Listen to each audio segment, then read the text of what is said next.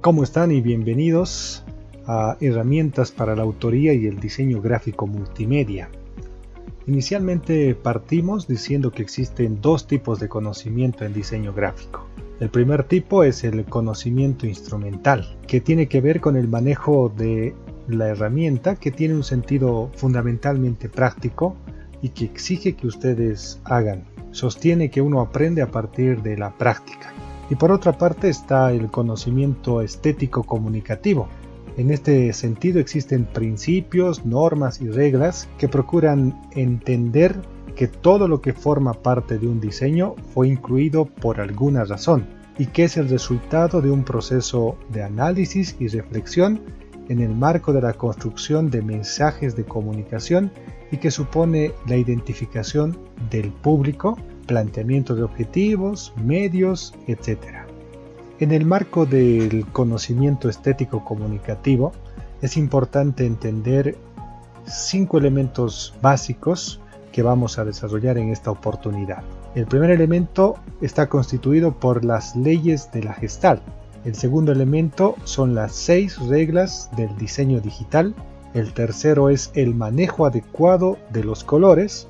El cuarto es la selección correcta de las tipografías y finalmente los 3 pasos simples para lograr mejores diseños siempre.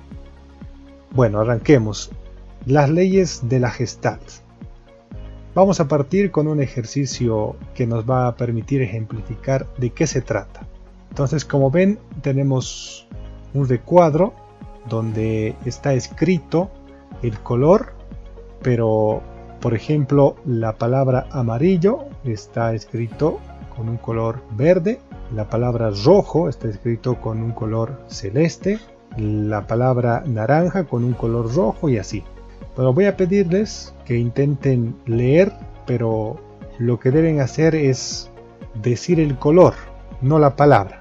Verde, celeste, rojo, negro, rojo, amarillo, rojo, celeste, verde, negro, rojo, amarillo, verde, negro, celeste, amarillo, rojo, verde. Si ustedes intentan hacer este ejercicio, se darán cuenta de que existe cierta dificultad. Lo que ocurre es que la mente pelea, por una parte, porque quiere leer la palabra y por otra, identifica el color. Este ejercicio nos permite entender la complejidad de la percepción que plantea la psicología de la Gestalt. La psicología de la Gestalt, que nace en Alemania después de la Primera Guerra Mundial, es ante todo una teoría de la percepción. Su tesis es que la mente organiza los procesos sensoriales sobre la base de configuraciones unitarias y estructuradas, según el principio holístico por el que el todo es algo más y algo distinto de la suma de las partes. El todo es algo más y algo distinto de la suma de las partes. De hecho, el término Gestalt significa forma o configuración. Ahora bien, dentro de la teoría de la Gestalt se han ido formulando leyes que explican los principios por los que, dependiendo del contexto en el que nos encontremos, percibimos ciertas cosas y otras no. Esto tiene que ver con aspectos culturales, del entorno y otros. Una persona que nació y vivió en China, en la India o en alguna parte de África tiene una forma diferente de percibir los mensajes que alguien que nació y vivió en la Amazonía boliviana, por ejemplo. Por ejemplo, la primera ley es la ley de la buena forma. La ley de la buena forma se basa en la observación de que el cerebro intenta organizar los elementos percibidos de la mejor forma posible. Organizar los elementos percibidos de la mejor forma posible. Es probablemente la ley más importante y que nos da una mejor idea sobre la lógica por la que se rige la generación de percepciones como un todo. Según esta ley, lo que percibimos con mayor exactitud y rapidez son aquellas formas más completas, pero al mismo tiempo más simples y simétricas. La ley de la buena forma se basa en la observación de que el cerebro intenta organizar los elementos percibidos de la mejor forma posible, por lo que rechaza lo inacabado o defectuoso. Cada persona tiene una tendencia a la búsqueda de buenas formas en lo que percibe, y es justamente a lo que se refiere esta ley. En este marco, en todo receptor existe una tendencia natural a la simplificación, la simetría, el equilibrio, el cierre, el orden. Entonces se podría decir que esta ley responde a exigencias innatas y profundas que están arraigadas en todos los individuos y que produce una percepción de las formas. En síntesis, podemos decir que la ley de la buena forma es producto de la tendencia innata del ser humano a la simplificación. Vamos a mostrar algunos ejemplos. Este ejemplo del elefante se asocia con esta ley porque si ustedes revisan o ven con mayor atención esta imagen, se van a dar cuenta de que no es fácil percibir dónde están las patas del elefante. Entonces el cerebro automáticamente detecta que algo está mal e intenta encontrar la solución o la respuesta. Por eso decíamos que en el receptor existe una tendencia natural a la simplificación, la simetría, el equilibrio. Entonces estamos viendo algo que no corresponde e identificamos de manera directa. En este otro ejemplo, si revisan, es difícil identificar cuántos pilares tiene esta estructura. Entonces, igualmente el cerebro detecta e inmediatamente procura encontrar la solución. Lo mismo en este tercer ejemplo. Se trata de un cubo de madera, pero si ustedes revisan con detalle se van a dar cuenta de que aquí no existe lógica, ¿no? Pese a que es un diseño digital y que podría tener por supuesto esta debilidad, el cerebro humano busca la solución. La segunda ley es la ley de la figura y fondo. No podemos percibir una misma forma como figura y a la vez como fondo de esa figura. El fondo es todo lo que no se percibe como figura. Entonces, en base a este concepto hay que entender que la percepción sucede en forma de recortes. Percibimos zonas en las que centramos la atención y a las que llamamos figura, y zonas circundantes o adicionales que quedan justamente en un plano de menor jerarquía al que denominamos fondo. Es decir, hay una diferenciación. Hay una figura que está en primer plano, digamos lo más importante, y hay un fondo que es complementario. Tal como ven en estos ejemplos, hay una figura y un fondo, pero por tratarse de una imagen en blanco y negro, pueden darse cuenta de que en esta percibimos, por ejemplo, una especie de copa, pero también al mismo tiempo, si nos centramos en la parte negra, son dos personas o los perfiles de dos personas. Entonces cuando los colores se invierten ocurre más o menos lo mismo, pero acá resalta más la copa. Otros ejemplos, si ustedes ven esta imagen van a ver de hecho que se trata de dos personas que están a punto de besarse, pero también si toman en cuenta más el color blanco es la silueta de una mujer. Lo mismo ocurre con esta imagen. ¿Qué es lo que ven? ¿No? Seguramente van a ver más de una forma y más de un fondo por el contraste que existe. Entonces es una persona que está tocando un instrumento musical y además parece la cara de una mujer utilizando el efecto umbral, es decir, solamente en colores blancos y negros. Entonces, si bien estos diseños han sido construidos en blanco y negro y pareciera que eso logra este efecto, también existen diseños que son a color que tienen esta tendencia, ¿no? Y que son utilizados en este caso como publicidad. Aquí hay un frente y un fondo que se logra a través del contraste. Entonces es una copa que está formada a partir de la vestimenta de una mujer. Igualmente aquí el frente y el fondo, ¿qué es lo que vemos al frente y el fondo? Nos permite generar diseños como este, ¿no? Donde vemos aparentemente dos cerillos o fósforos que están encendidos, pero además si uno ve con mayor detalle va a encontrar que se trata de dos personas, al menos esa es la intención. Aquí hay otro diseño que también es interesante, que habla del frente y fondo, ¿no? Que básicamente también sirve para mostrar algo más, ¿no? Tenemos la oreja, pero si ven en este sector van a encontrar que se trata de un rostro, ¿no? La nariz, la boca, y que obviamente tiene una intencionalidad en el diseño. Bien, la tercera ley es la ley de la continuidad y dice, si varios elementos parecen estar colocados formando un flujo orientado hacia alguna parte, se percibirán como un todo. Bueno, la ley de continuidad nos dice que los elementos orientados en la misma dirección tienden a organizarse de una forma determinada.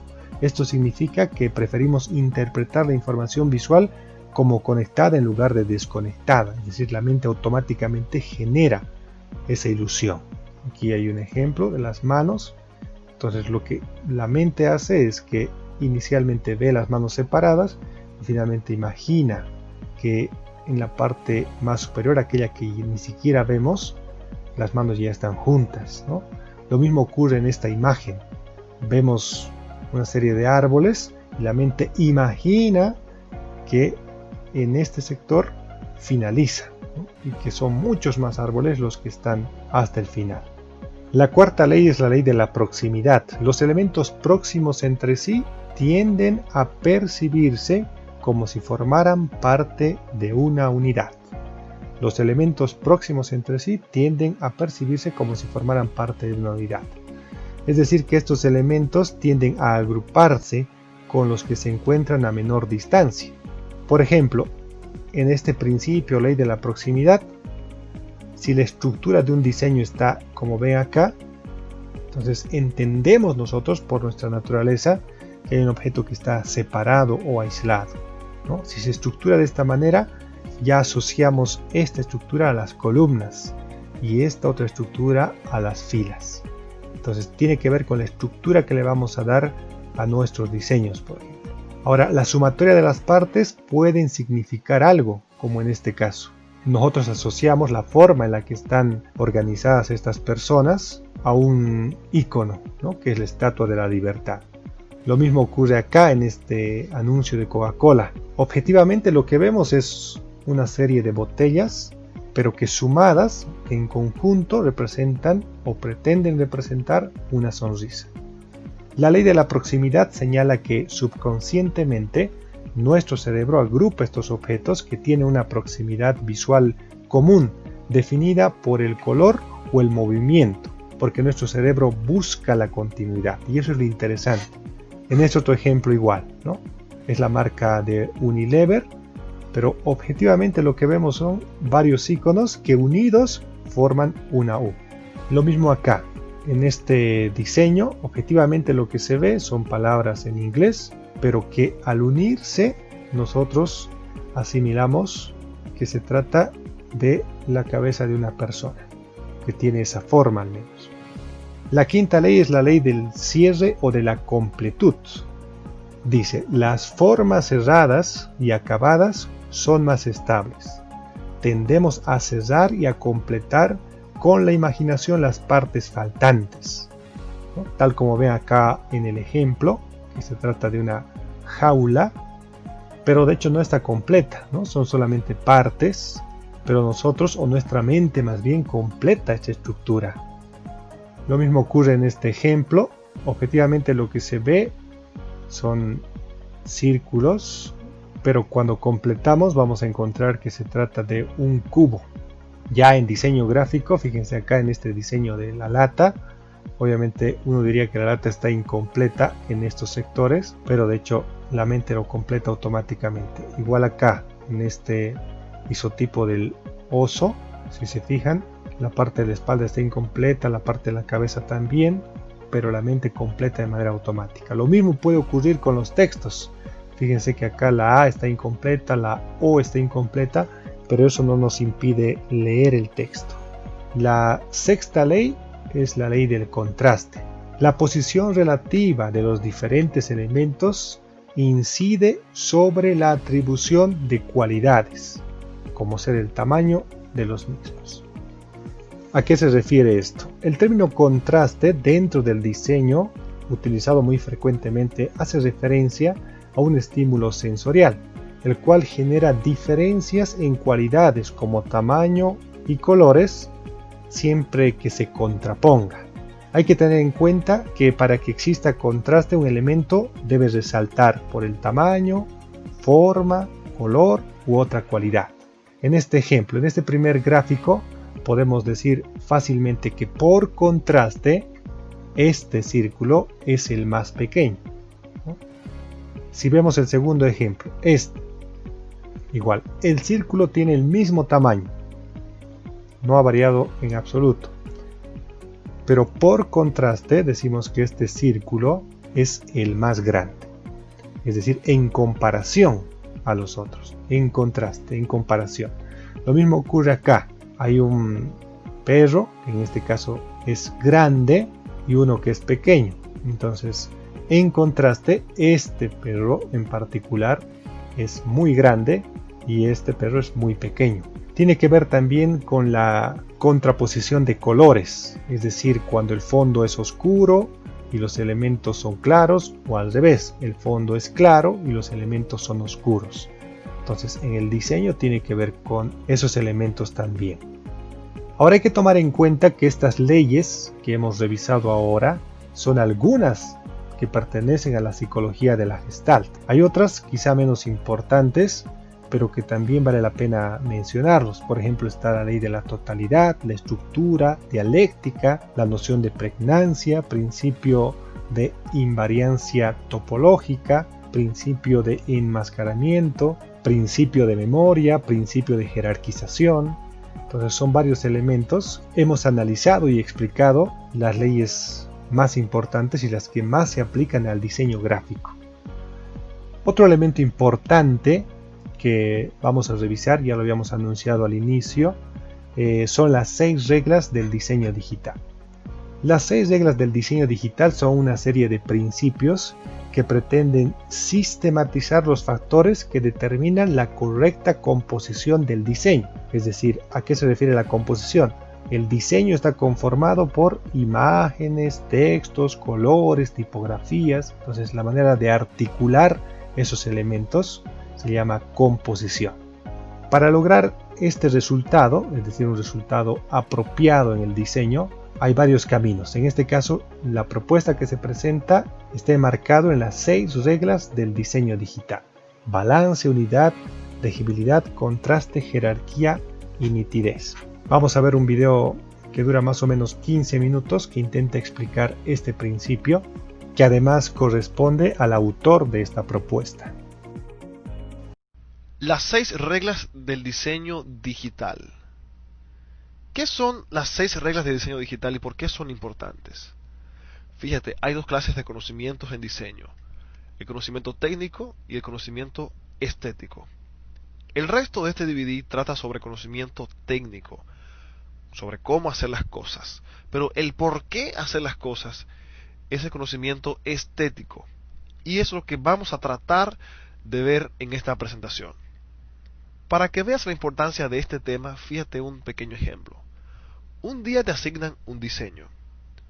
Se trata de una feria de tecnología y el cliente te provee un documento con las informaciones sobre el mismo. Luego de varios días de trabajo, de arduo trabajo, entregas algo así. Tu cliente no encuentra palabras para decirte lo mal que se siente con este diseño. No le gusta para nada, o sea, ni de milagro. Y bueno, tú te sientes herido, te sientes desanimado, a nadie le gustan tus diseños, ¿por qué será? Entonces él va donde tu competencia, otro diseñador, y le entrega el mismo documento que te dio a ti, y al cabo de algunas horas, él entrega lo siguiente. ¡Wow! ¡Qué diferencia! Y pensar que usaron el mismo programa, las mismas herramientas, pero con un resultado totalmente diferente. ¿A qué se debe esta diferencia? Principalmente al conocimiento estético que tenía el otro diseñador que tú no tienes. Pero, ¿es esto una barrera insalvable? Claro que no. Así que, observa esto. Los buenos diseños no son obra de la casualidad. No significa que un día te levantas con el pie derecho o con el pie izquierdo y bueno, hoy te quedan bien, mañana te quedan mal. No. Realmente diseñar bien es un sistema, es un conjunto de reglas que se pueden aprender y no depender así de la casualidad. un buen diseño no depende de cuánto se conozca un programa. Es decir, aunque parezca paradójico, ser buen diseñador no depende de qué tanto yo sé Photoshop, qué tanto yo sé Illustrator. Realmente tú puedes conocer el programa completamente, para qué sirven todas las herramientas, y con eso aún hacer cosas que se vean mal. Tampoco depende de cuánto tiempo tengas en el área. Hay gente que dice, bueno, ya yo tengo 7 años en esto, así que todo lo que yo hago se ve bien. Para nada, o sea, eso no tiene absolutamente nada que ver. Claro, el tiempo te da experiencia y con eso es posible que diseñes mejor, pero no, o sea, no es una, por sí no es un punto válido para asegurar que tu diseño se vea bien porque tienes mucho tiempo. O sea, tú puedes tener mucho tiempo haciendo cosas feas. Entonces, por el otro lado, estas reglas son sencillas, sumamente simples. De hecho, es posible que la hayas escuchado por ahí con otro nombre, con otra cantidad, no importa. Pero esta es mi versión de estas reglas simplificadas. Funcionan inmediatamente y cualquiera las puede utilizar. En mis cursos en vivo he visto milagros de personas que no saben diseñar nada, o sea, nunca han diseñado nada en su vida. Por ejemplo, programadores, gente que no es de esa línea tan creativa. Y luego de aplicar estas reglas, hay que verlo para creerlo. O sea, le funcionan inmediatamente y los resultados no se dejan esperar. Tampoco tienes que ser artista. Y aquí te voy a confesar algo. Yo no soy pintor, no soy dibujante, no soy fotógrafo. Realmente, con el uso de estas reglas, es que he podido ayudar a que mis diseños se vean bien, lo cual, si no es tu caso, o sea, si tú también eres una persona que no tienes esas cualidades innatas, te van a ayudar bastante también. Fíjate estos diseños que te voy a mostrar ahora. Son todos de mi autoría. Estos diseños fueron hechos en Photoshop, utilizando las reglas que vas a ver a continuación. En algunos casos vamos a analizarlos y cómo se aplicaron las reglas en estos diseños y por qué. ¿Estás listo? Comenzamos. El caso es que estas reglas te van a ayudar a pasar de diseños que se vean mal, estéticamente hablando, a diseños que se vean bien. La número 1 es la siguiente. Balance. Es la distribución de los elementos dentro de una composición. Este puede ser simétrico o asimétrico. En pocas palabras, fíjate. Si tomamos este diseño y lo dividimos por la mitad, por el centro, tengo lo mismo de ambos lados. Esto se llama balance simétrico. Cuando una composición, al dividirla por el centro, obtienes elementos similares. De este lado tengo texto, aquí tengo un detalle, aquí tengo otro detalle. Este tipo de balance es el más fácil. El ser humano, de forma natural, detecta cuando algo está desbalanceado. Nuestro cuerpo automáticamente sabe si estamos inclinados, si estamos acostados, si nos vamos a caer. Así que visualmente también en un diseño se sabe cuando la composición está desequilibrada. Lo que debes cuidar es, en sentido general, que la composición, tu diseño, no se caiga ni para la izquierda ni para la derecha. Y con esto cuentas entonces con el balance. El simétrico es el más fácil de lograr porque es tan simple como tomar el diseño, partir por el centro y hacer que se equilibre de ambos lados con elementos similares. Pero el balance asimétrico es un poco más difícil, pero es el más recomendable y el más utilizado. Puedes ver aquí que si tomo el diseño por el centro, no tengo los mismos elementos de cada lado, pero sí se mantiene equilibrado. Fíjate que este cuadro, este marco con la foto de estos personajes y esta flor pesan bastante, pero de este lado tengo esta cinta que es grande y le hace un contrapeso. Aquí tengo un poco de balance simétrico. Aquí tengo una cinta y aquí tengo otra. La razón por la que puse dos es que si aquí no pongo la cinta y dejo una sola aquí, pues la composición se me cae hacia la izquierda. ¿Entiendes? Es simple. El asunto es no dejar los lados sin equilibrar. Entonces, en el diseño mal, el que rechazó tu cliente, puedes ver que el balance aquí no se respetó. Aquí tienes un espaciado, aquí tienes otro espaciado, sin ninguna razón de ser. Este texto no se alinea con nada, ni con el principio de este texto, ni con la fotografía, con nada. Está puesto ahí de forma arbitraria. Igualmente, si fijas que arriba y abajo tiene unos espacios que tampoco tienen razón de ser, cuestión de que el balance en esta composición queda totalmente descartado. No hay un balance planeado aquí. Por el otro lado, el que hizo la competencia sí tiene un balance equilibrado. Fíjate que aquí le pusieron un detalle, aquí también hay otro detalle. Aquí tenemos informaciones, de este lado también tenemos informaciones. Aquí tengo un CD grande y aquí tengo un pequeño. Eso podría ser un desbalance, pero no. Fíjate que este color verde le hace contrapeso a este CD grande. Todo está calculado, nada queda a la casualidad. Esa es la regla número 1, el balance. La número 2 es la unidad. Es la propiedad de un diseño que une a todos los elementos en una composición. Puede lograrse la unidad a través de colores, imágenes y tipografía. Esta regla es simple. En este diseño estoy hablando o estamos tratando el tema del turismo.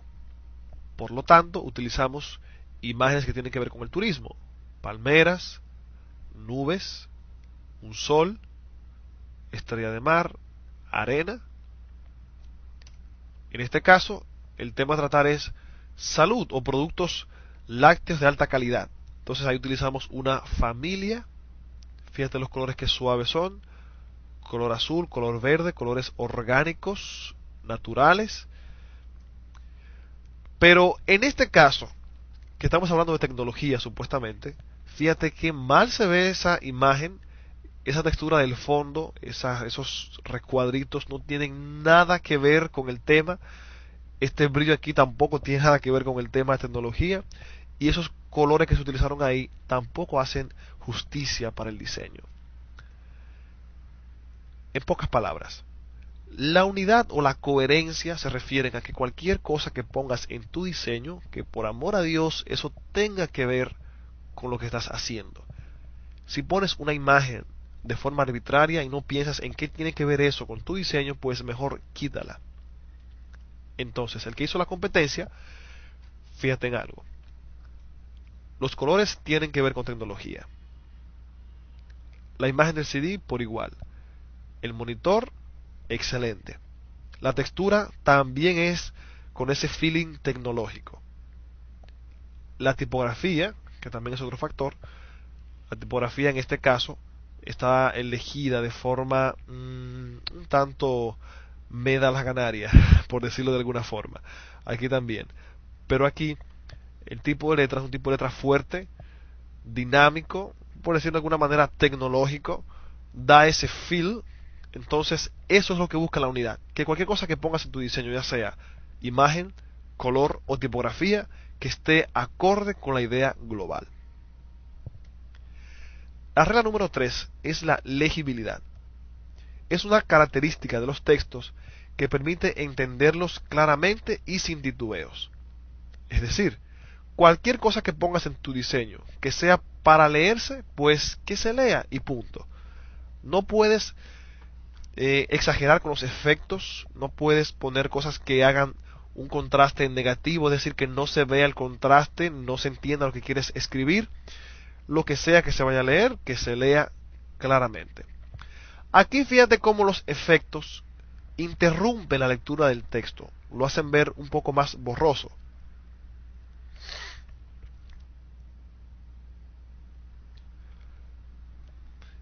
Igualmente, en este caso el texto está puesto encima de un objeto, de una foto clara, blanca, lo cual no ayuda mucho tampoco su legibilidad. Y esta textura que tiene aquí no ayuda para nada tampoco, pues lo que hace es que aparte de que es más incómodo leerlo así, el texto curvo, esta textura que tiene dentro, este degradado, para nada le va bien. Así que cuida mucho eso. Lo que tengas para escribir, o que sea para leerse, pues que se pueda leer sin problema.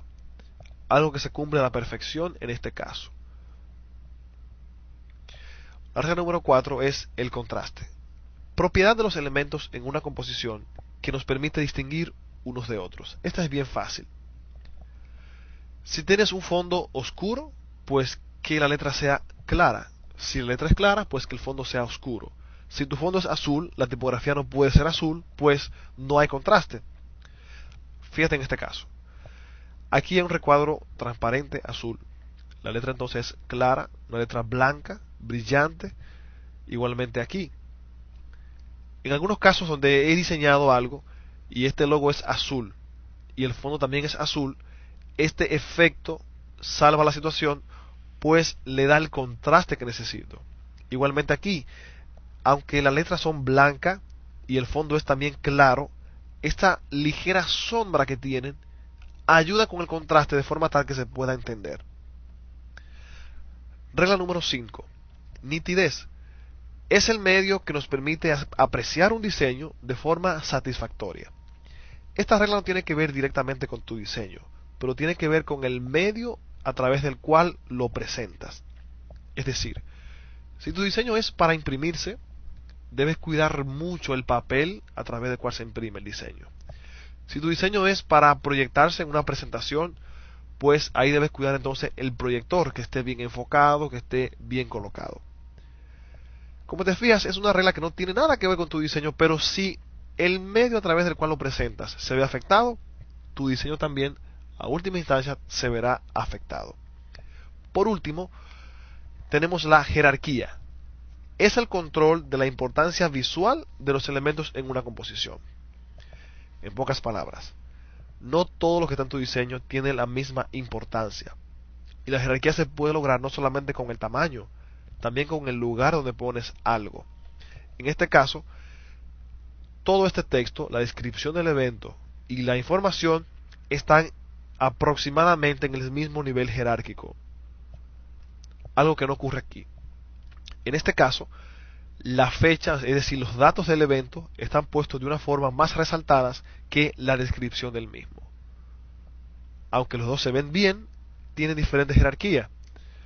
Entonces, resumiendo, las 6 reglas de diseño digital son el balance, la unidad, la legibilidad, la nitidez, el contraste y la jerarquía.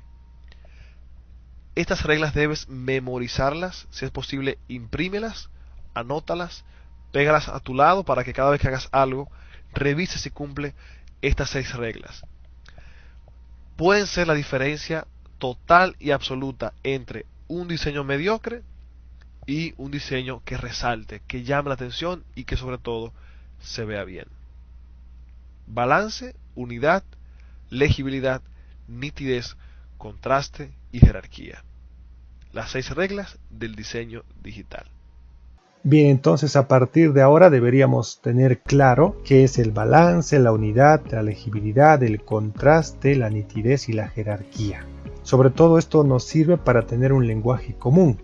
Es decir, cuando ustedes presenten sus diseños, probablemente yo les diga, el diseño está bastante bien, pero tiene problemas de balance, ¿no? Entonces tendrían que saber a qué me refiero cuando hablo de ese problema, ¿no? O probablemente les diga que el diseño tiene ciertas observaciones en el criterio de unidad, ¿no? Entonces es importante también para unificar y de esa manera poder ir mejorando en ese ámbito. Otro aspecto fundamental del diseño es el manejo adecuado de los colores, ¿no? Entonces este punto 3 lo vamos a desarrollar también. Y hay que entender inicialmente que el color es un elemento de comunicación, es decir, que comunica algo y que está lejos del tema de gustos o el tema meramente estético. Y por eso es importante conocer el significado de los colores. Se ha popularizado el significado de los colores por los estudios en psicología sobre todo, y su aplicación en la construcción de mensajes es fundamental. Algunos de los significados asociados a los colores, digamos, más usados son rojo, que se asocia con pasión, violencia, fuego, seducción, poder. Amarillo, que se asocia con armonía, sabiduría, agilidad, brillantez. El azul se asocia con estabilidad, confianza, con algo masculino y racionalidad. El naranja felicidad, entusiasmo, creatividad, éxito. El verde, lógicamente, con naturaleza, crecimiento, fertilidad, dinero, aire libre. El violeta con poderoso, ambicioso, misterioso, con dignidad. El rosado, obviamente, con lo femenino, con el romance, la inocencia, con lo juvenil. El negro con poder, con lujo, emociones fuertes, conocimiento, con algo sofisticado. Pero es importante señalar que más allá del significado como tal, está el principio de comunicación que pretende entender lo que ellos transmiten y obliga a un proceso de reflexión en su uso. Es decir, tendríamos que reflexionar antes de elegir un color para un determinado trabajo. Es decir, al momento de elegir un color no basta con decir frases como se ve bonito, o ante preguntas como ¿por qué usaste este color? La respuesta equivocada sería porque está bien, porque a mí me gusta. No, tiene que haber un motivo mucho más fuerte. Y lo mismo ocurre con este cuarto punto, que es la selección correcta de las tipografías. En diseño gráfico, elegir la tipografía adecuada tiene la misma importancia que elegir los colores y las imágenes.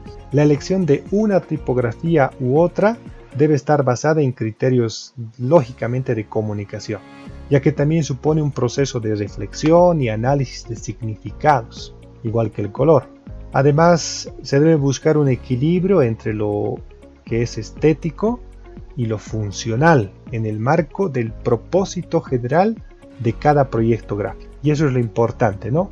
En el marco del propósito general de cada proyecto gráfico. Cuando decimos un equilibrio entre lo estético y lo funcional, es que efectivamente tiene que verse bien, y mucho de lo que estamos haciendo está asociado con eso, ¿no? Con el tema estético. Pero funcional tiene que ver con lo que señalaba en las 6 reglas del diseño digital, que es la legibilidad. Lo estético o lo atractivo no puede reemplazar a la legibilidad. Es decir, de nada sirve un texto que sea muy bonito, pero que finalmente no se lea, en pocas palabras.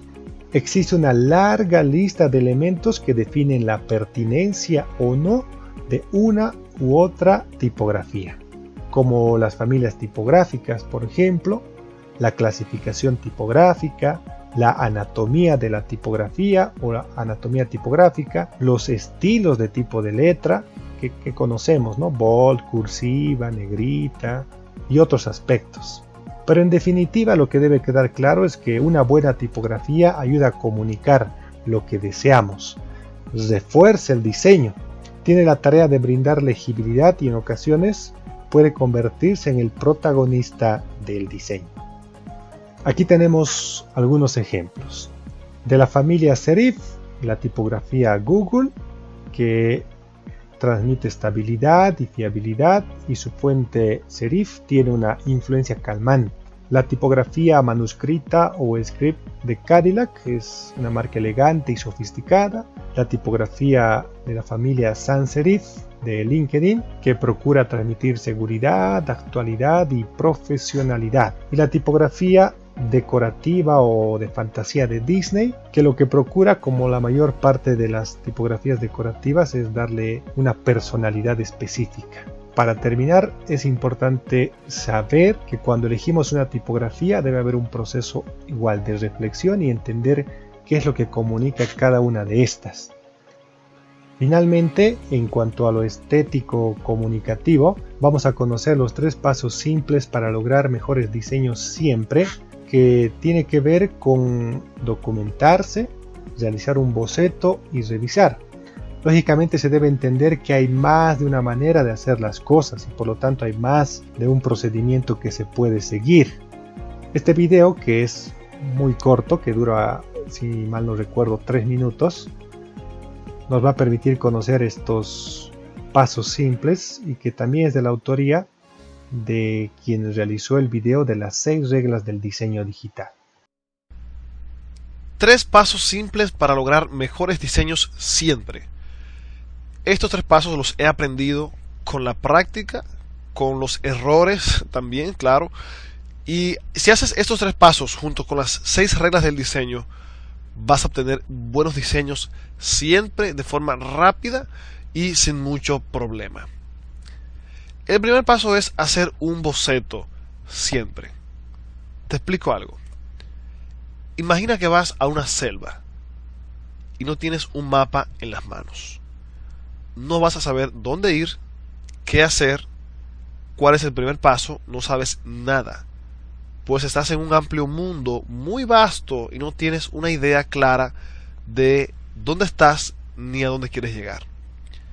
Entonces, ¿por qué rayos pensamos que si nos enfrentamos a un documento en blanco, en una aplicación que tiene tantas herramientas, tantas opciones, sin tener una idea clara de lo que queremos, ¿por qué pensamos que vamos a obtener un buen resultado?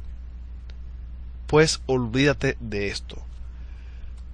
Hacer un boceto es simple, sin embargo, te da tantos beneficios que no entiendo por qué se ignora tanto esto. Un boceto no debe ser nada complicado, lo puedes hacer a mano, un boceto en papel, también lo puedes hacer digital.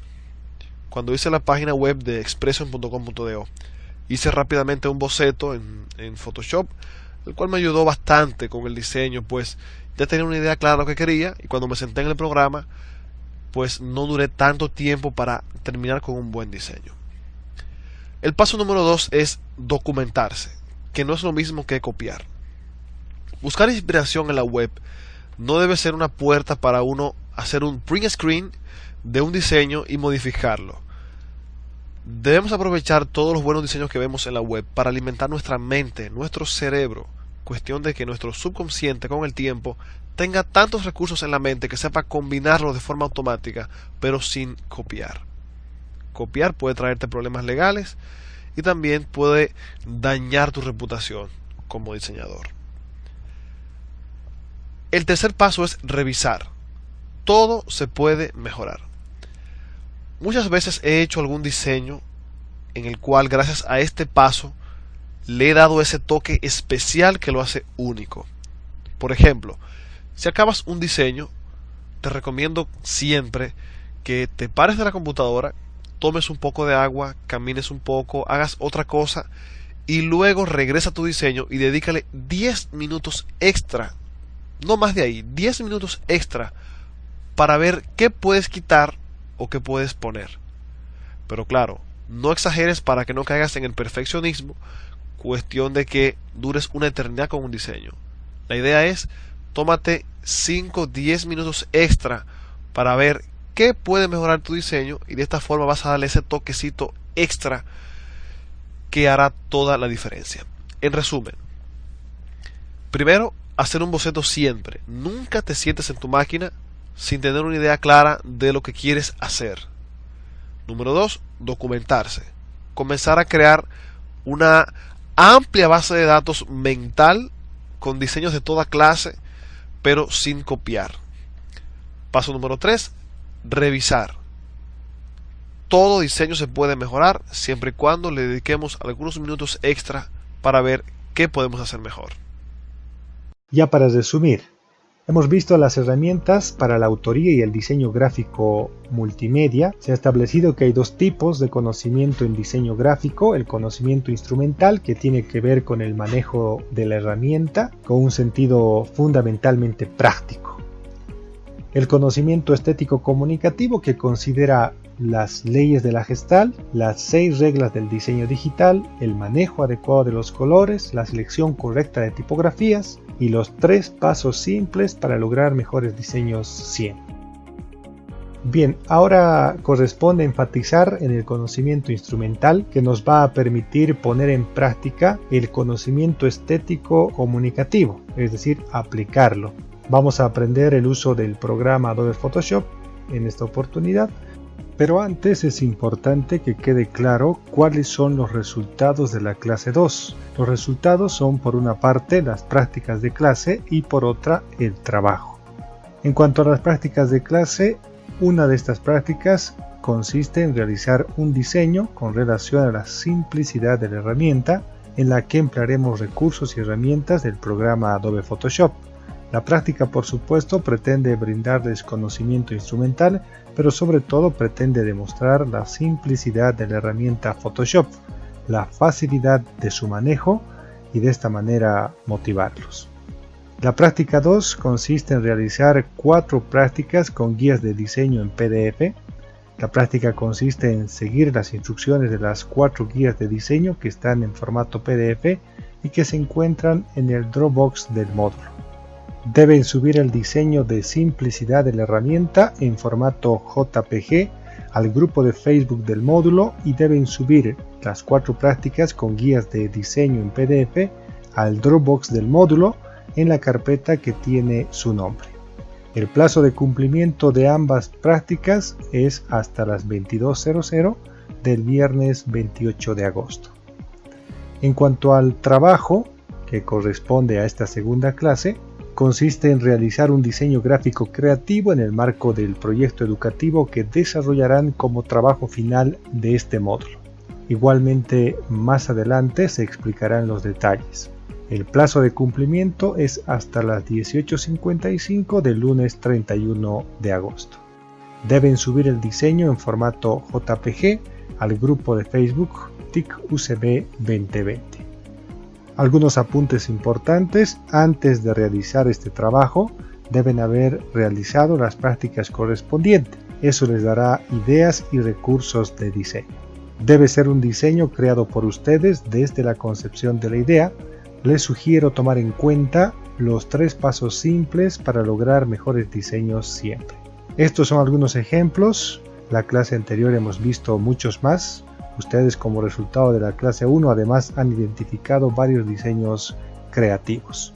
Adobe Photoshop es un programa de edición de fotografías de mapas de bits o mapas de píxeles.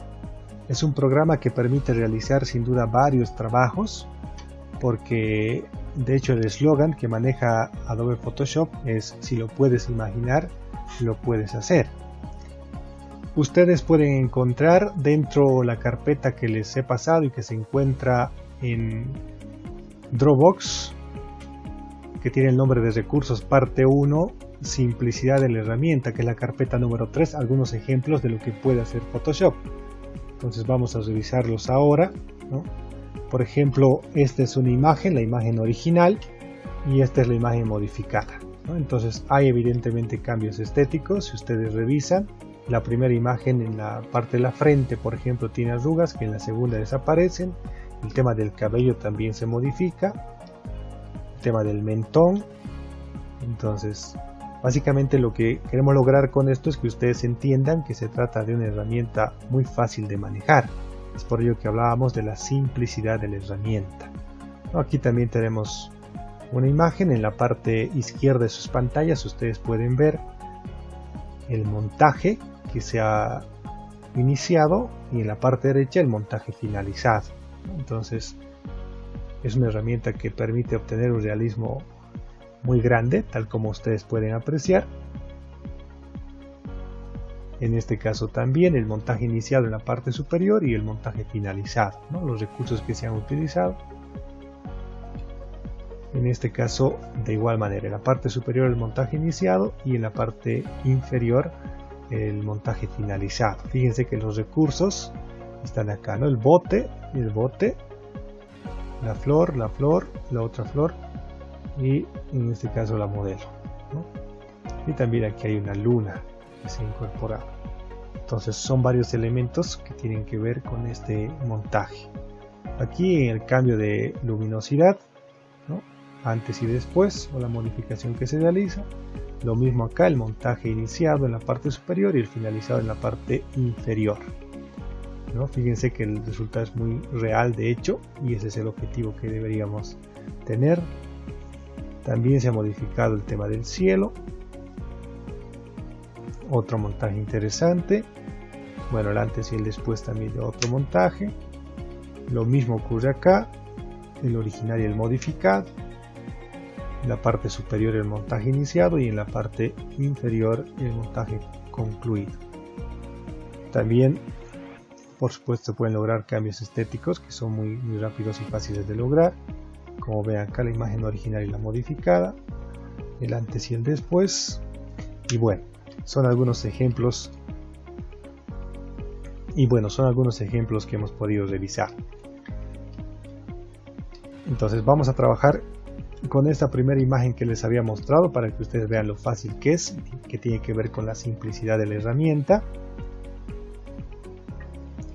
Entonces, un poco hablando de la interfaz que tiene Photoshop, en la parte superior está el menú, donde ustedes pueden ver archivo, edición, imagen, capa, texto, selección, filtro, 3D, vista, ventana, ayuda.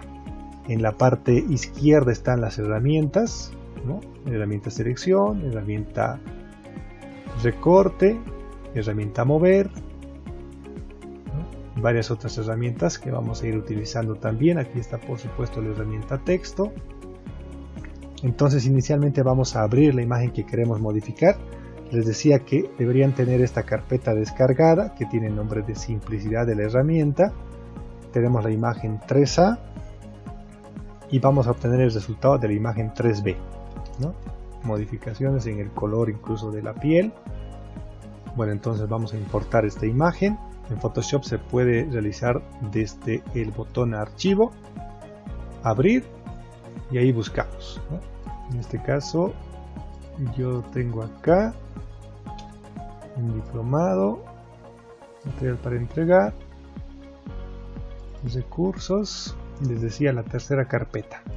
Seleccionamos el archivo que queremos abrir, en este caso la imagen que tiene el nombre de 3A, no se confundan por favor, no debería ser la 3B, la 3A. Lo primero, en el sector de paneles se van a dar cuenta de que la imagen tiene un candado acá.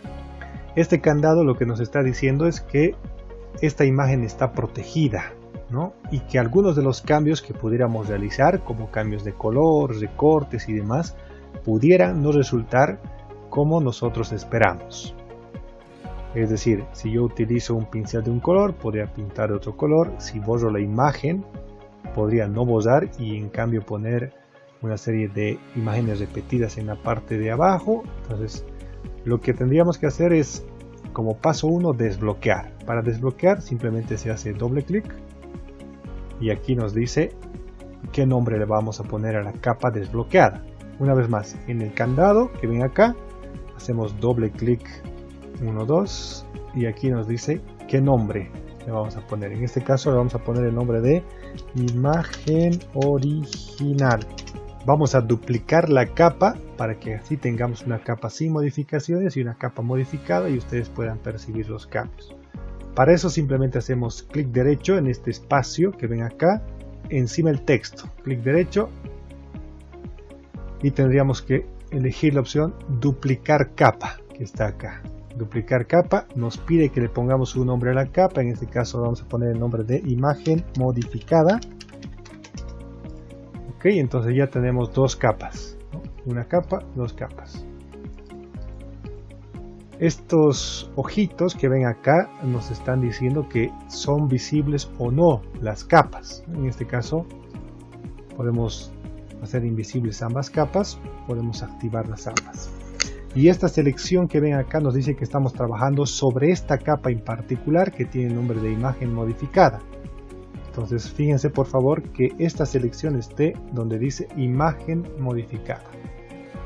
Entonces lo primero que vamos a hacer es irnos a un filtro para ver las modificaciones que se pueden lograr. En la parte de arriba en el menú vamos a filtro y elegimos la opción licuar. Entonces este es un filtro que nos permite hacer modificaciones de, por ejemplo, inflar, desinflar, empujar y demás. Entonces lo primero que tenemos que hacer es activar el modo avanzado para que se nos activen más herramientas. Fíjense, en este sector tengo para marcar donde dice modo avanzado. Marco y las opciones se han activado en la parte izquierda y en la parte derecha. Entonces lo primero que vamos a ver es esta primera herramienta que dice herramienta deformar hacia adelante. Fíjense, aquí tengo un tamaño específico de este círculo que está en la frente ahora, que yo podría modificar aquí en la parte derecha. Si quiero que sea más grande, dice tamaño de pincel, entonces por ejemplo de ese tamaño. En este caso voy a mantener inicialmente 100 y voy a ver cómo puedo modificar. Fíjense la modificación que se puede lograr. ¿Cómo se logra? Simplemente hacemos clic sin soltar y movemos. Si queremos reconstruir esto, porque hemos fallado, no es lo que queríamos lograr, entonces utilizamos la segunda herramienta que dice herramienta reconstruir. Pasamos por ese sector y automáticamente se modifica. Entonces, esta es la herramienta, ¿no? Podríamos modificar la parte de los ojos si queremos, no sé, las orejas, varios puntos. Entonces hay la opción reconstruir, o también podemos apretar Control Alt Z, es decir, la tecla Control, la tecla Alt y la letra Z, y va retrocediendo igual. Bien, entonces, ¿qué cambios podríamos hacer? Hay otra herramienta que se llama herramienta desinflar y herramienta inflar. Fíjense, acá está, herramienta desinflar. Fíjense lo que hace. Me acerco, por ejemplo, a la nariz, ¿no? Y achica, ¿no? Reduce. Control Alt Z para retroceder, ya saben, he retrocedido. En tema de los ojos puedo hacer lo mismo. Esto también me podría servir para hacer caricaturas, por ejemplo, ¿no? O si quiero simplemente reducir el tamaño de sus orejas. Voy a reconstruir una vez más este sector, este sector. Bueno, ya intentando lograr lo que queríamos hacer. La herramienta inflar es para agrandar. Fíjense, si quisiera agrandar los ojos. Control Alt Z para retroceder. Voy a reconstruir por si acaso. Aquí está. Reconstruyo. Muy bien.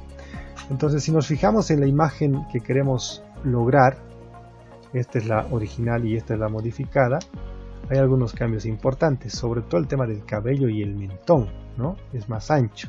Entonces, eso puedo lograr con esta herramienta justamente. Entonces, voy a utilizar la herramienta inflar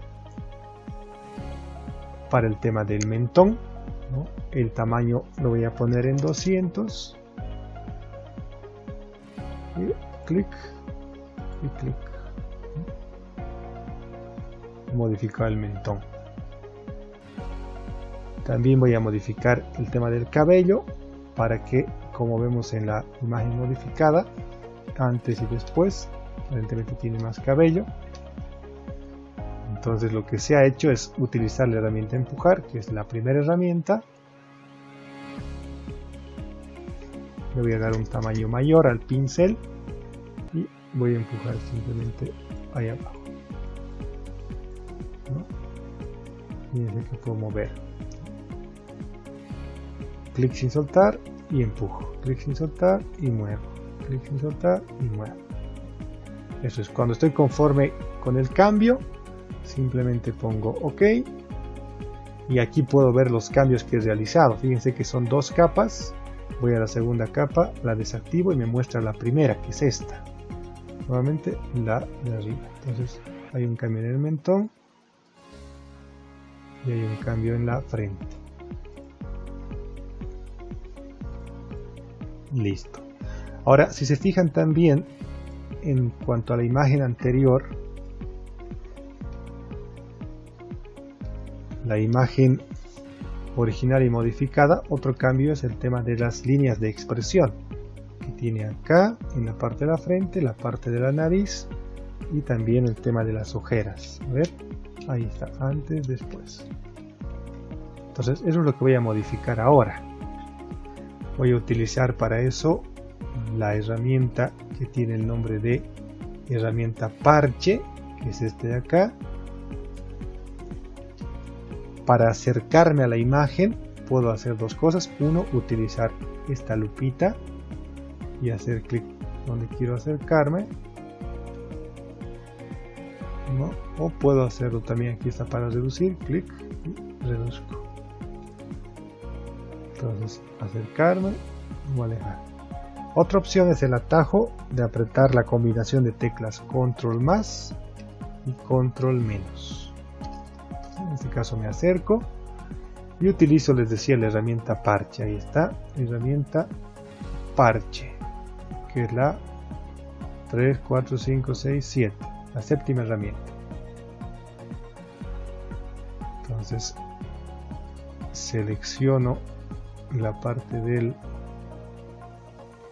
de la arruga, haciendo un círculo sin soltar, me va a marcar de esta manera. Ahora hago clic sin soltar, bajo un poquito esta selección y ahí está. Control D para deseleccionar, aprieto la combinación de teclas Control D. Ahí está, entonces ahí puedo ver que ha cambiado. Línea de expresión ha desaparecido, ha camuflado en realidad. La segunda línea de expresión igual la selecciono con la herramienta parche, clic sin soltar, y clic sin soltar hacia arriba. Listo. Control D para deseleccionar. Entonces, fíjense que ahí está la imagen modificada y la original, ¿no? En la original tenía 1, 2, 3 líneas de expresión, en la modificada queda una para que se siga viendo real, ¿no? En este caso el éxito o el fracaso depende de que se siga viendo real. Vamos a modificar también el tema de las ojeras, igual clic sin soltar, seleccionamos la parte que queremos camuflar, esa, clic sin soltar hacia abajo, control D para deseleccionar. Una vez más acá, clic sin soltar, selecciono la parte que quiero camuflar, no me entro hasta el ojo, ahí, clic sin soltar, bajo y ahí está. Generalmente ocurre un problema y voy a retroceder con control alt Z, ahí está, control D. Entonces lo que tenemos que hacer es elegir la herramienta parche, clic sin soltar y señalar la parte que queremos camuflar. Esto. He soltado el cursor del mouse, no estoy apretando nada y nuevamente voy acá, me aparece este símbolo, hago clic y muevo hacia algún lugar que tenga una textura similar a la que yo quiero reemplazar. Sería un error, por ejemplo, elegir acá porque se van a combinar ambas capas, o elegir acá porque también se van a combinar esas capas. Entonces es una textura similar, suelto, control D, ahí está. Si requiero hacer algún ajuste más, puedo seleccionar, digamos, una pequeña parte de acá, selecciono, voy acá, estoy soltando, clic sin soltar y selecciono una textura similar. Control D para deseleccionar, o si quieren, aquí en la opción seleccionar y deseleccionar. ¿De dónde sale esto? Control más, control menos, control D y demás. Si ustedes van a las herramientas van a encontrar que, por ejemplo, en selección, ahí seleccionar todo, control A, deseleccionar control D, invertir y demás. Lo mismo ocurre en estas herramientas, fíjense, tono automático, ajustes, ¿no? Control U, control B, control L, lo que ustedes vean conveniente pueden ir revisando. Entonces me faltaría este de acá, nuevamente herramienta parche, selecciono este objeto o este sector y bajo. Control D para deseleccionar. Entonces nuevamente ya tenemos acá, si queremos hacer alguna modificación más podemos hacerla, aquí está esta parte más, el mismo procedimiento. Entonces si ustedes revisan el antes y el después, antes, después, antes, después, ya hay efectivamente modificación, ¿no? Entonces, ¿qué nos estaría faltando? Si seguimos la muestra que hemos utilizado, antes, después. Si se fijan, también hay un cambio en la tonalidad de la piel, que es un filtro que nos permite camuflar muchos de los diseños o montajes que vamos a hacer. Es decir, si ustedes realizan un montaje o una modificación para el diseño que tienen asignado para la próxima clase, les va a servir este filtro. Tendríamos que duplicar esta capa, esta imagen modificada, donde esté ese texto, hacemos clic derecho, elegimos la opción duplicar capa y le vamos a poner el nombre de iluminación. Les repito una vez más, este filtro nos va a permitir camuflar muchas de las imperfecciones y les va a servir para cualquier diseño que ustedes quieran minimizar las modificaciones y hacerlas imperceptibles. Entonces iluminación, voy a la parte del menú, elijo la opción filtro, desenfocar, desenfoque gaussiano. Entonces aquí en radio nos dice cuánto vamos a desenfocar. Fíjense, voy a exagerar y poner 20, ¿no?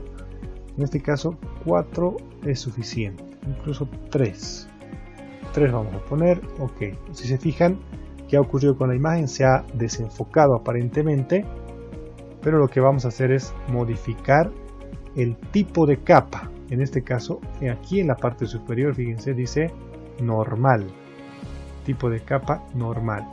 Entonces lo que hacemos es clic y podemos elegir varios tipos de capa: normal, luz suave, luz fuerte, intensa, lineal, dividir, ¿no? Fíjense, esa dividir como que convierte la imagen en dibujo, ¿no? Opción dividir, restar, extrusión. Ya pueden ustedes explorar con mayor tiempo. En este caso lo que a nosotros nos sirve es poner la opción luz suave. Entonces tengo tres capas: una capa de iluminación, antes, después de la iluminación, la imagen original, la modificada y la iluminación. Ahora, la intensidad de la iluminación también puedo modificarla acá en la parte de arriba donde dice opacidad. Clic y está en 100%. Puedo poner una menor cantidad: 18, 50, lo que ustedes ven conveniente y estén conformes. Listo. He terminado el diseño. Para exportarlo, que es lo que ustedes también van a requerir, es ir a la opción archivo, guardar como, y elegimos un espacio. Yo voy a guardar en este mismo espacio que decía simplicidad de la herramienta, pero le voy a poner otro nombre que va a ser práctica 2. Y acá el formato que está predefinido es PSD, que es el formato de Photoshop. Si yo guardo en este formato, lo que va a ocurrir es que voy a poder abrir sí y solo sí con Photoshop, ¿no? Y lo voy a guardar para que ustedes vean. Guardar, listo, lo cierro, voy a la carpeta en la que he guardado práctica 2, doble clic y ahí está la imagen, ¿no? Pero si quisiera guardar como una imagen normal, legible con cualquier lector de imágenes, entonces lo que hacemos es archivo, guardar como, y elegimos el formato JPG. Entonces le voy a poner también el nombre de práctica 2 y la voy a guardar en este formato JPG. Guardar. Me va a preguntar la calidad y demás, en este caso calidad máxima, y esto mantengo tal como está. Ok, voy a revisar en la carpeta práctica 2, aquí está. Esta es la imagen que he obtenido. Después de subir esta imagen, vamos a realizar las prácticas de guías de diseño en PDF, que al concluir ustedes deben subirlas a la carpeta que tienen en Dropbox. ¿De dónde sacan estas guías en PDF? Igual está en la carpeta recursos parte 1, la carpeta tiene el nombre de prácticas Photoshop. Abrimos, van a encontrar varias prácticas que están ahí. Abrimos por ejemplo la que dice práctica 7, hay una imagen que es el recurso y el tutorial que está en PDF. Entonces, si ustedes abren, van a encontrar el tutorial, ¿no? Que inicialmente dice procesar la imagen hasta obtener el umbral de la misma, ¿no? Y inicialmente dice cargamos la imagen o la abrimos desde el menú archivo, duplicamos, que es lo que hemos hecho en la imagen anterior o en la práctica anterior. En el paso 4 nos dice vamos a filtro, enfocar, máscara de enfoque. Y bueno, aquí cuando utilicemos estos filtros tenemos que fijarnos también las cantidades, ¿no? 75, 2.5, 0 y demás. Entonces, si van bajando, se van a dar cuenta de que van a obtener un resultado. Pero lo más importante, más allá del resultado, que es meramente instrumental, les decía, es que esto nos permite utilizar varias herramientas, como por ejemplo las herramientas de pincel, que son estas, ¿no? Las herramientas de ajustes, que también es importante, ¿no? En dos momentos. Y el tema de los filtros también. Entonces, más allá del resultado que obtenemos, están las herramientas que nos permiten alcanzar este resultado, que les van a servir también para otros diseños que ustedes realicen. En la otra carpeta, que tiene el nombre de práctica 8, vamos a aprender a utilizar los filtros, ¿no? Entonces, Acá igual nos da paso a paso cómo lograrlo. Inicialmente cargamos la imagen o la abrimos desde el menú archivo, ¿no? Archivo, abrir, lo que ya hemos hecho antes, ¿no? Ahora realizamos 7 copias de la capa de fondo, lo que hemos hecho. Clic derecho, duplicar, duplicar, duplicar y generamos 7 copias. Hay que fijarnos bien en qué capa estamos realizando el cambio. Recuerden que esto o esta selección que ven acá nos está diciendo que estamos trabajando en esa capa, ¿no? Y así bajando, fíjense, este es el filtro siguiente, el otro filtro, este filtro, el filtro que aparece en la pared. Entonces este otro filtro interesante también, este de luces y demás. Entonces, una vez más les reitero, más allá del diseño que van a obtener ustedes, que es este de acá, lo que vemos es que aprendemos a utilizar la sección de filtros en Photoshop, que podrían utilizar con otros fines. Voy a la práctica 9, aquí aprendemos a utilizar el tema de las luces, ¿no? Aclarar imágenes, modificar tonos y demás. Entonces el cambio de iluminación a una imagen en esta práctica. Igual cargamos la imagen, duplicamos la capa 3 veces para que tengamos 4 copias en realidad y a cada imagen aplicamos una opción de luz, ¿no? Esta por ejemplo para aclarar, esta para generar un sol o un destello artificial, esta para ver la dirección de los efectos de iluminación. Y finalmente la práctica número 10, que es esta. Igual, abrimos y es un montaje, que es lo que más se usa en Photoshop, lo que habíamos visto, ¿no? Tenemos un entorno y ponemos un objeto a ese entorno, simulando que ese objeto, animal, cosa, lo que corresponda, está en ese lugar, ¿no? Pues aquí tenemos el lorito, hacemos el recorte con la herramienta de recortar, que es esta.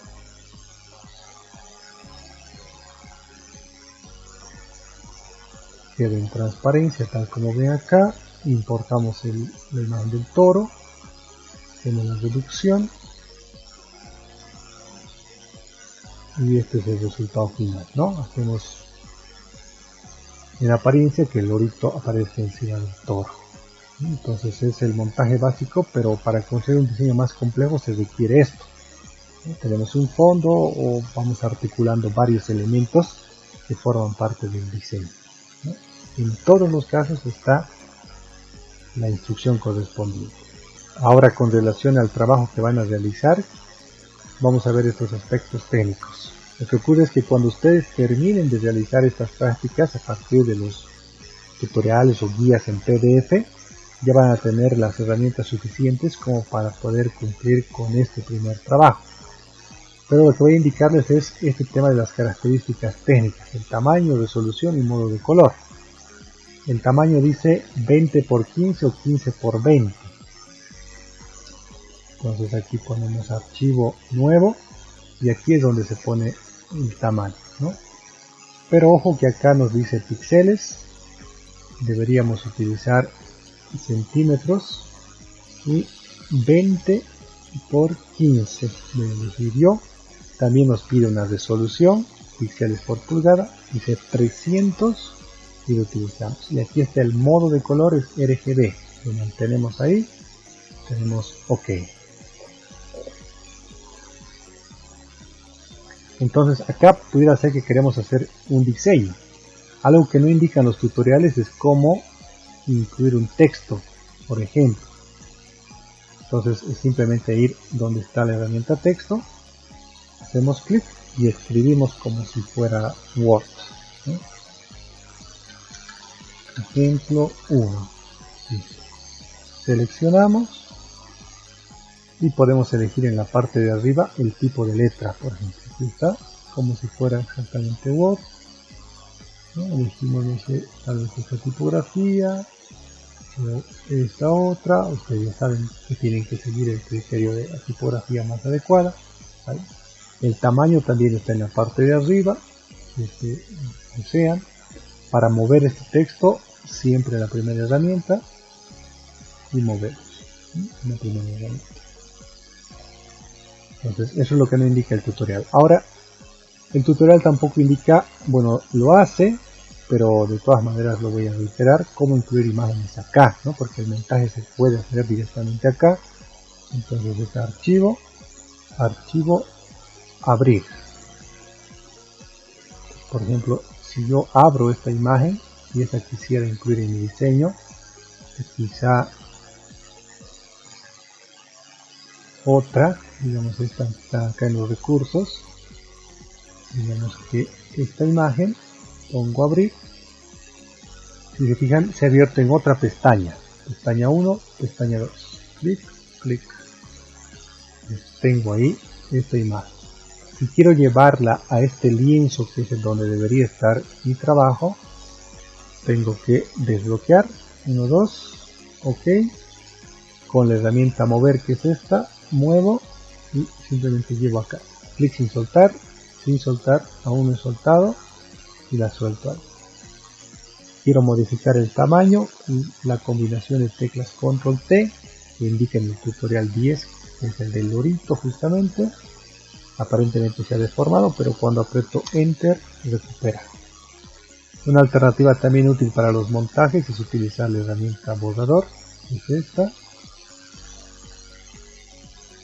y puedo borrar, ¿no? Y si corresponde en algún caso, ¿no?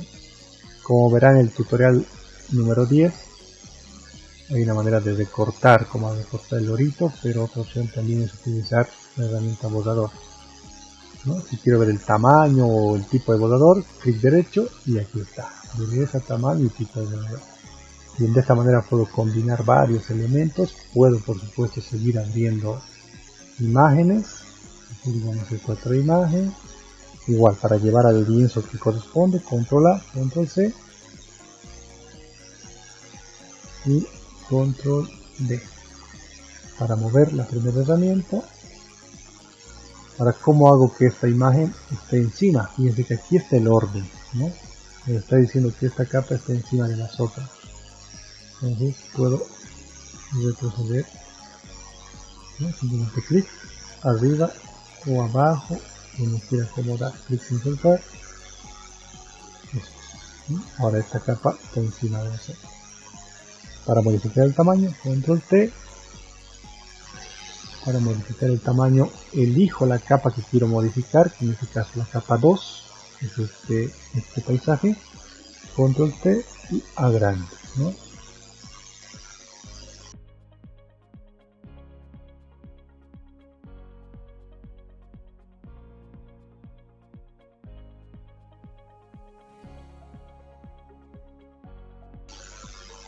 Quiero modificar el texto, selecciono el texto,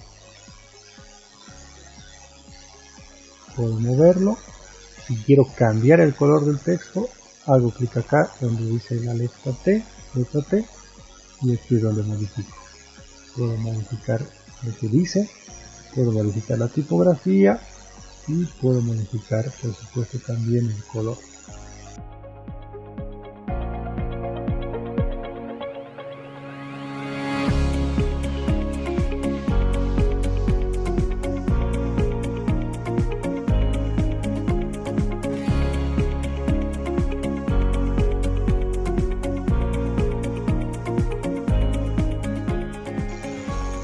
Bien, cuando ya tengan terminado el diseño, que este no es el caso por supuesto, guardan igual que han guardado la imagen en la que hemos realizado cambios estéticos.